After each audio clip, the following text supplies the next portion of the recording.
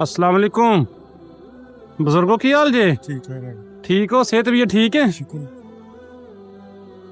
की सेल कर दे पे हो? होने भाई पौने रोटी आ सूती तेरे? नहीं सूपी आ फिर रेशमी अच्छा रेशमी सूती ते रिया किने दा दो किने दा? आ 100 ਦਾ ਇੱਕ ਆਡੇ ਸੇ अच्छा ते रात दे 12 ਵਜਣ ਵਾਲੇ ਨੇ। ਭਾਈ ਕੋਈ ਨਾ ਕੋਈ ਗਾ ਕੇਰੀ ਬਣ ਜਾਂਦੀ ਹੈ ਭਾਜਾ ਨਹੀਂ ਕੀ ਕਰਨਾ ਕੋਈ ਇਹ 10 ਰੁਪਏ ਇਹ 10 ਰੁਪਏ ਆ ਜਾਂਦੇ ਹੋ ਗਏ ਸੇ अच्छा ਤੇ ਤੁਸੀਂ ਐਸੇ ਇਲਾਕੇ ਦੇ ਆਪਣੇ? ਨਹੀਂ ਨਹੀਂ ਮੈਂ ਫੈਸਲਾ ਮੰਨਦਾ ਤਾਂ ਪਸੀਨਾ ਵੀ ਆਇਆ ਰਾ ਤੁਹਾਨੂੰ?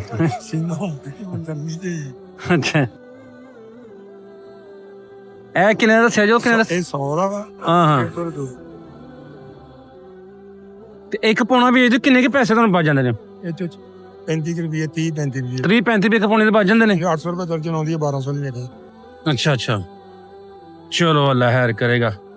ਹੁਣ ਕੀ ਤੁਹਾਡੀ ਕੀ ਲਈਏ ਤੁਹਾਡੇ ਕੋਲੋਂ? ਉਹ ਤੁਹਾਡਾ ਦਿਲ ਕਰਦਾ ਬਨਾਨਾ ਵੀ ਹੈਗੀਆਂ ਇਹ ਲੈਣੀ ਨਾਲੇ ਵੀ ਹੈਗੇ ਆ ਅੱਛਾ ਅੱਛਾ ਮੈਂ ਥੋੜਾ ਥੋੜਾ ਰੱਖਿਆ ਸਾਰਾ ਕੁਝ। ਹਾਂ ਤੋਂ ਚਲੋ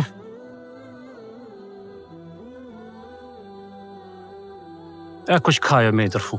ਰੱਬ ਦਿਨ ਤੰਦਰੁਸਤੀ ਦੇਵੇ ਉਹ ਤੋਂ ਬਸ ਹੋਰ ਮੈਂ ਕੁਝ ਨਹੀਂ ਕਹਿ ਸਕਦਾ ਬਸ ਮੇਰੇ ਅੱਲਾ ਖੈਰ ਕਰੇਗਾ। लो फिर अपना ख्याल रखियो है। अल्लाह हाफिज जी।